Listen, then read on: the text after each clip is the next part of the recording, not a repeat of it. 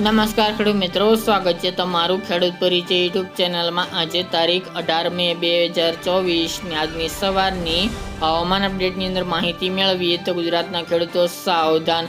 એક સાથે બે વાવાઝોડાને લઈને મોટી આગાહી। અરબી સમુદ્ર અને બંગાળની ખાડીમાં બની શકે છે ચક્રવાત, તો તેની સંપૂર્ણ માહિતી મેળવીશું। ગુજરાતને કેટલો ખતરો છે, ગુજરાતમાં આવશે કે નહીં, સાથે જ પ્રી મોન્સૂન એક્ટિવિટીના ભયંકર વરસાદના રાઉન્ડને લઈને પણ આગાહી કરી છે, તો તેની પણ અપડેટ મેળવીશું। ચેનલમાં નવા હોય તો ચેનલને સબસ્ક્રાઇબ કરી નાખજો અને વિડીયોને લાઈક આપીને તમામ ખેડૂત ભાઈને શેર કરી દેજો।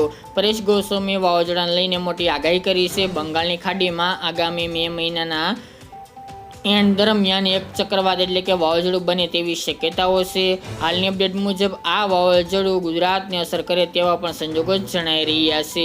આ વાવાઝોડાથી વધુ ખતરો ગુજરાતને નથી, પરંતુ વરસાદના રૂપમાં આ વાવાઝોડું અસર કરે તેવી શક્યતાઓ રહેલી છે।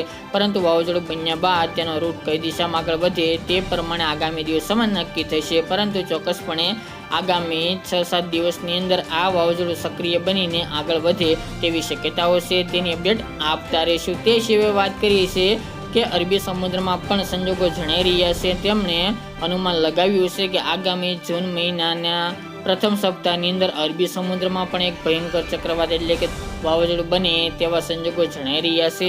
અત્યારે તાપમાન ઊંચું હોવાને કારણે તેમજ વાવાઝોડાની સિઝન હોવાને કારણે અરબી સમુદ્ર અને બંગાળની ખાડી બંને સક્રિય છે, જેના કારણે આગામી દિવસોમાં વાવાઝોડા બની શકે છે।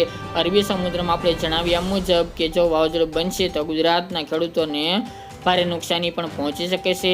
તેમજ આ વાવાઝોડું અરબી સમુદ્રમાં બનીને ગુજરાત તરફ આગળ વધે તો ગુજરાતમાં ભારે વિનાશ પણ સર્જી શકે છે, પરંતુ આગામી દિવસમાં તેની પાકી માહિતી મળશે। પરંતુ અત્યારે આગોતરા તરીકે નોંધ લેવી કે અરબી સમુદ્રમાં એક ચોક્કસપણે ચક્રવાત બની શકે છે। તે ઉપરાંત બંગાળની ખાડીમાં પણ એક ભયંકર વાવાઝોડું બને તેવી શક્યતાઓ દેખાઈ રહી છે। તે ઉપરાંત વાત કરીએ તો ગુજરાતની અંદર અત્યારે માવઠાનો માર અને પ્રી મોન્સૂન એક્ટિવિટી જોવા મળી રહી છે। ભયંકર પવન સાથે તોફાની વરસાદ જોવા મળી રહ્યો છે। ગઈકાલના રોજમાં પણ ગુજરાતના અનેક વિસ્તારોની અંદર વરસાદી માહોલ જોવા મળ્યો હતો તોફાની પવનો સાથે, તો અમુક વિસ્તારની અંદર 1 થી 1.5 ઇંચ સુધીનો પણ વરસાદ ખાબકી ચૂક્યો છે। આજથી ગુજરાતનું હવામાન આમ ચોખ્ખું જોવા મળશે, પરંતુ સૌરાષ્ટ્રના 1-2 જિલ્લાઓની અંદર હજુ આજે પણ ગરમી વધુ હોવાને કારણે વરસાદ પડે તેવી શક્યતા છે। તેમજ એમપી મહારાષ્ટ્ર બોર્ડર લાગુ વિસ્તારની અંદર પણ વરસાદી ઝાપટા પડી શકે છે।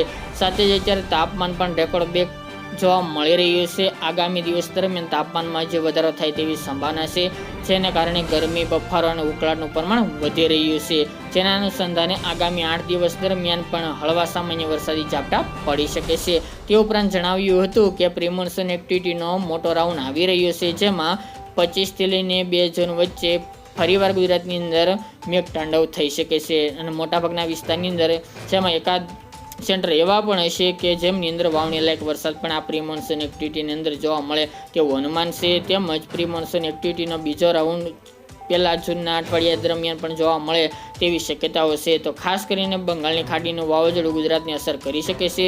તે ઉપરાંત જૂન મહિના દરમિયાન અરબી સમુદ્રમાં જો ચક્રવાત સર્જાશે તો વરસાદના રૂપમાં અથવા તો વાવાઝોડાના રૂપમાં ગુજરાતને અસર કરે તેવી પણ સંભાવનાઓ રહેલી છે, જેની તમામ ખેડૂત ભાઈ નોંધ લેવી। ચોમાસાની વાત કરવા જઈએ તો ચોમાસું ધીરે ધીરે આગળ ગતિમાં વધી રહ્યું છે। આગામી 2 દિવસની અંદર અંદમાન નિકોબાર દ્વીપ સમૂહ સુધી પહોંચી જશે, ત્યારબાદ કેરળમાં આવતા થોડા દિવસની વાર લાગી શકે છે, પરંતુ તેના નિર્ધારિત સમય કરતાં આ વર્ષે 3 થી 4 દિવસ વહેલું પહોંચી શકે છે। એટલે કે 25 થી લઈને 30 મે દરમિયાન કેરળની અંદર ચોમાસું દસ્તક દે તેવી પણ સંભાવના રહેલી છે। ત્યારબાદ ગુજરાતમાં પણ આ વર્ષે 10 થી લઈને 15 જૂન વચ્ચે ચોમાસું પ્રવેશ કરી શકે છે, જેની તમામ ખેડૂત ભાઈ નોંધ લેવી। તો મિત્રો, આ ત્યાજની વહેલી સવારની અપડેટ, ફરી એક નવા વિડીયો સાથે મળીશું।